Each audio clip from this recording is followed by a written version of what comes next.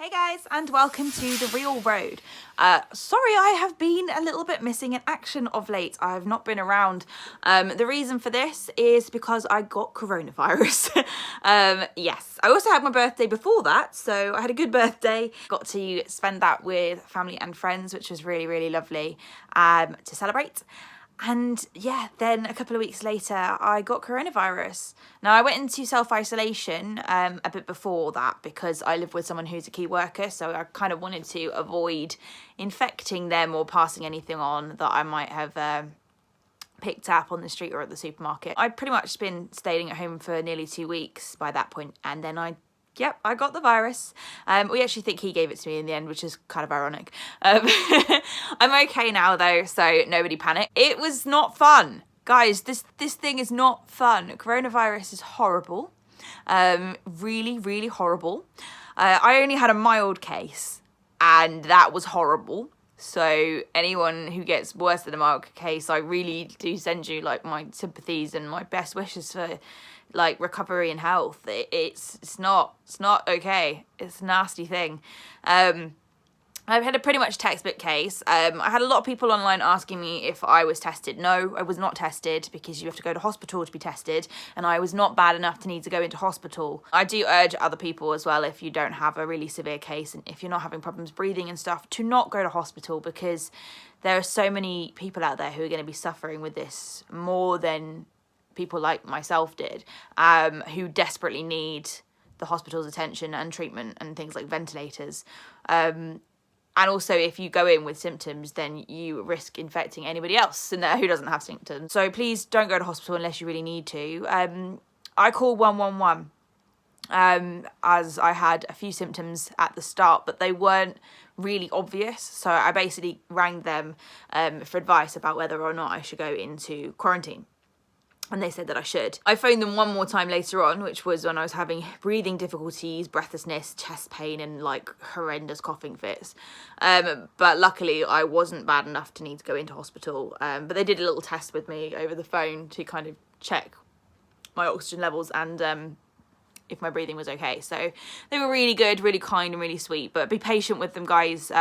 It took me half an hour just to get connected the first time, and the second time it took me about the same time, and I was told I'd get a call back from a doctor, and I did the next morning. They just rushed off their feet because everyone's calling them, so be patient and be kind. If anyone is interested to know like more about kind of the symptoms and the progression and how it kind of went, I'll put a link in the comments, or the description rather, to my blog post about it, where I kind of list the whole process of everything about it and how it went. But yeah, I kind of had all the symptoms like temperature, headaches, aches, like muscle aches and stuff, coughing, breathlessness. Yeah, it was horrible. It was horrible. Thankfully, I had someone to take care of me, so that was really good.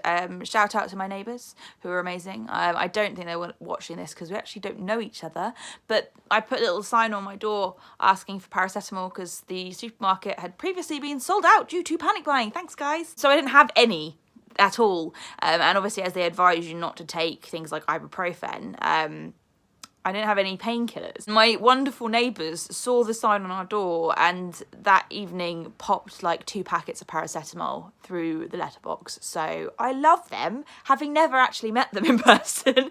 They're awesome and very kind. So yes, thank you for that. I also want to say a quick thank you to like all of the people, friends, family and followers on social media who wished me well, gave me shout outs. The amount of times that people checked up and sent messages to see how I was and if I was okay, like, it just blew me away, guys. Like, it was so thoughtful, and just the amount of kindness that I received from people like online and stuff was amazing. It really, really touched me. Like, it was so sweet and so nice to know there are so many people out there that care about other people, and yeah, it gave me renewed faith in humanity.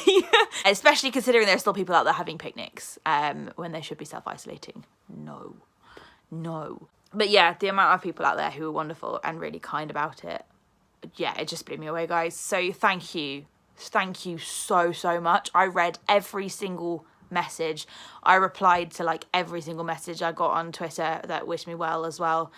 And it was just loads of them. And yeah, you guys are incredible. I'm very, very lucky to have people like you following and supporting me, to have the friends and family that I have in my life. And yeah, very, very lucky. I feel like, if anything, this virus really opens your eyes to the things and the people that actually matter. And it really highlights the people that do care about you, and also kind of highlights the best and the worst in people. But we won't get into the worst because I'm all about positivity for this video. What I'm doing now that I am better, I'm not 100% there yet. I would say I'm better, but I'm not fully recovered. I can exercise and I feel kind of normal, like normally.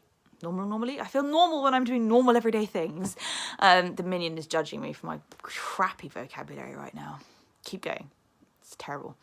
Anyway, I feel good when I'm doing like normal day-to-day things, and I can walk comfortably now without having any breathlessness. But when I exercise anything more, like doing core exercises and cardio or anything, I do still struggle a little bit with my breathing. So yeah, my quarantine belly will have to wait to be exercised off. And Easter just happened, so still have chocolate.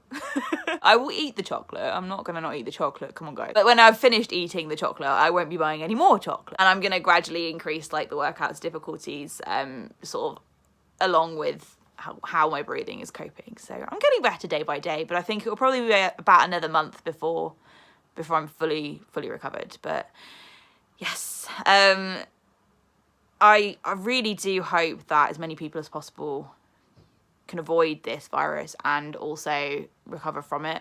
I've got lots of friends and family who are in the at-risk group, and I do worry about them as well. I won't be able to see my mum probably until the end of this year, hopefully in time for Christmas, because she's in that at-risk group as well. So I don't want to kind of infect her or like take things into the house that have the virus on it to infect her. So we are all of the video chats right now. But I'm also happy to say that some of my friends who are in the high-risk group have recovered, which is a relief, and I'm so happy for them and their families that they don't have to panic about it anymore. I do want to ask people to keep like listening to the medical and like government's advice about staying home. It really is important, and this thing spreads like crazy. I mean, I'd been in lockdown for 2 weeks before, and then I got it. And I'd literally only been going out of the house for like a short walk and to go to the supermarket, and that was pretty much it, and I still managed to catch it. So it's very contagious. Please social distance, people, please. Yeah, please, if not for yourself, do it for like the people out there who are terrified of catching it because they may not recover. Just think for a second about them and their families and how you would feel if that was you or someone you loved. And please just social distance so that we can all get out of this faster, please. The last thing I'm going to talk about is in terms of acting, obviously the industry has completely dried up, but I want to give a massive shout out to the Casting Crushes Corona movement. Woo! And all of the cast directors, agents, directors, everyone who is basically has taken to the internet and is doing like either one-to-ones with actors, workshops, like live videos on Instagram. There are so many of them.